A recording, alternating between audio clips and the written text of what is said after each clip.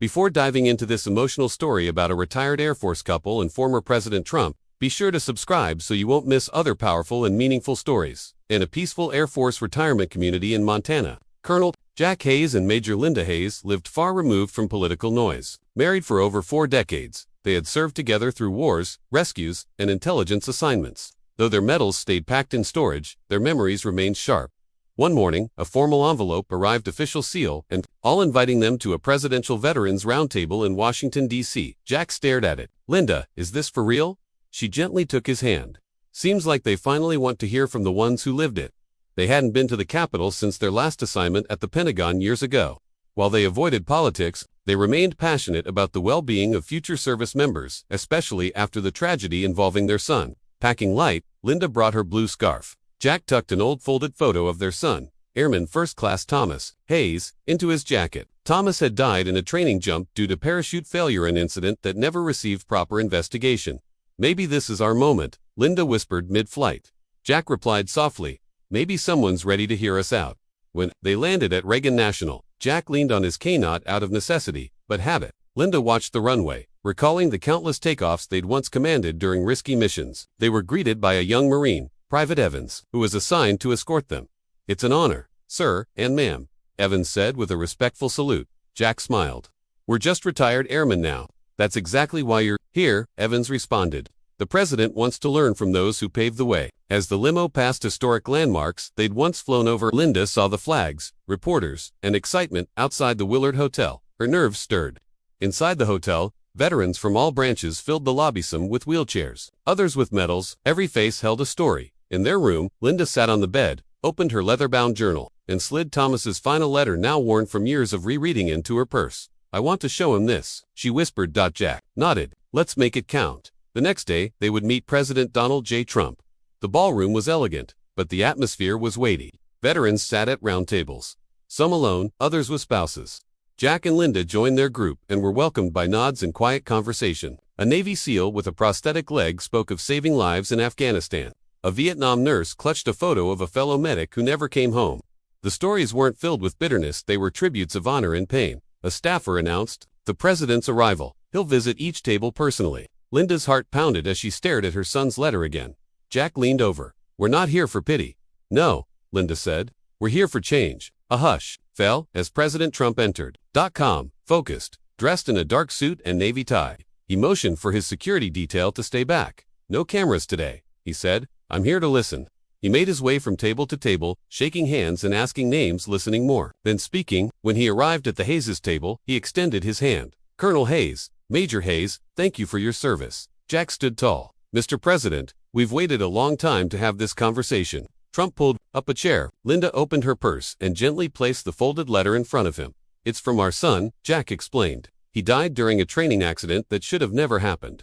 Trump unfolded the letter and read it slowly. Aloud, "Dear Mom and Dad, if you're reading this, I didn't make it. Don't be sad. I loved the skies. I just wish someone had spoken up about the broken equipment. Maybe someday someone will. Maybe you will." The room went silent. Trump looked up, visibly moved. "I've heard many things, but this one now I'll remember." "We're not looking for revenge," Linda said. "We want reform," Jack added. "These accidents are dismissed as routine. Families receive folded flags, not answers." Trump leaned back, the letter still in his hand. "Tell me everything." Jack described how defective parachutes had been reported, but never replaced. Linda explained how cost-cutting measures had compromised safety checks. Thomas's unit had filed complaints, ignored and buried by upper ranks. No one was disciplined, no corrections made, she said, her voice cracking. Trump listened, then said, "This can't be standard practice. Do you have documentation?" Linda pulled out a folder of reports, emails, and witness statements. "We've kept this for years. No one would meet with us until now." Trump stood up. "You're going to get more than a meeting, you're going to get action." Veterans at nearby tables, having overheard, began to nod. The tide was shifting. Later that evening, their hotel phone rang. "Major Hayes, this is General Rick Thornton, chairman of the Joint Chiefs. The president briefed me. May I meet with you tonight?" In a private conference room, General Thornton, his eyes misty, admitted, "I served with your son's instructor. I had no idea this was how it ended." Jack and Linda repeated the details, this time to military leaders who finally listened. Thornton promised, "If this saves even one life, your son will have changed history." By morning, the couple received a formal invitation from the White House. Help draft a new Air Force safety reform initiative. Linda blinked. U.S. We're just, .. Double quotes. Trump appeared in the doorway. You're not just anything. You're the reason this matters. Over coffee and long sessions with military and White House staff, a new bill took shape requiring third-party inspections and stricter protocols for training gear. Jack's hand trembled as he signed the first draft. Thomas's name was printed at the top. Within a day, headlines spread. Retired Air Force couple sparks presidential reform. Talk shows buzzed. Veteran organizations offered full support. Hashtags like #ThomasAct and number of veterans' voice flooded social media. Even Thomas's best friend, now stationed overseas, called Linda. He'd be proud, ma'am. But not everyone supported the change. Inside closed meetings, some officials pushed back. It's too quick, too emotional. One said. Trump dismissed the concern. It's not emotional, it's necessary. At a press conference, one skeptical senator sneered. We're rewriting policy over a letter. Trump held it up. This isn't just a letter. It's a warning we ignored. One flag handed to a grieving family because someone stayed silent. That's one too many. The senator had no reply. Watching from their hotel room, Jack whispered, Thomas is speaking louder now than he ever did in life. Trump later invited the Hayeses to Arlington National Cemetery. At Thomas's grave, Linda placed a flag by his headstone. No press, Trump said quietly. This moment is just for him. Jack looked skyward. He'd have liked you, Mr. President. Especially because you listened. Trump replied, he's why I did. At a Pennsylvania rally, Linda took the stage. I'm not a politician. I'm a mother. My son died needlessly. I begged for someone to hear me.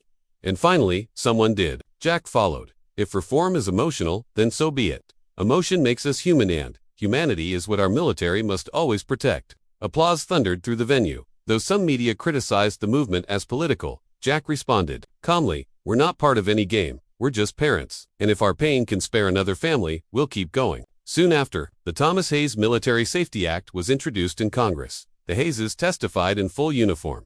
We don't need statues, Linda told lawmakers. We need safeguards. Jack added, honor the dead by protecting the living. Moved to tears, many legislators voted in favor. That night, a note from Trump was slipped under their hotel door. Dear Jack and Linda, thank you for reminding me what real leadership looks like. If this passes, Thomas won't just be remembered, he'll be the reason others survive. Donald J. Trump. On national television, Trump announced the creation of the Thomas Hayes Military Safety Reform Office, an independent watchdog for training safety, and our first honorary civilian advisors. He declared, Colonel Jack and Major Linda Hayes. Linda gasped. Jack smiled, guess retirement's on hold. Back home in Montana, their lives shifted. Schools invited them to speak. Gold Star families reached out. One widow heard Linda say, you were never alone. Thomas's old base invited the couple to visit. One airman told Jack, we pulled faulty gear last week because of your son. He saved my life. That's all we ever wanted. Jack thought. The act passed the House. And one undecided vote in the Senate shifted after hearing Linda's testimony. It passed. At the White House signing, Trump placed Thomas's letter beside the bill. He handed the pen to Linda. This belongs to your family. Outside, the media rolled, but Jack and Linda looked only toward the clouds. Fly high, son, Jack whispered. Months later, an Air Force training hangar was renamed the Airman Thomas Hayes Safety Wing. Inside, a plaque read, because one voice can echo for generations. Watching new cadets walk through, Linda said, his story changed a policy. Jack replied, and that policy could change the world. High above, a single jet soared quiet, secure, and free.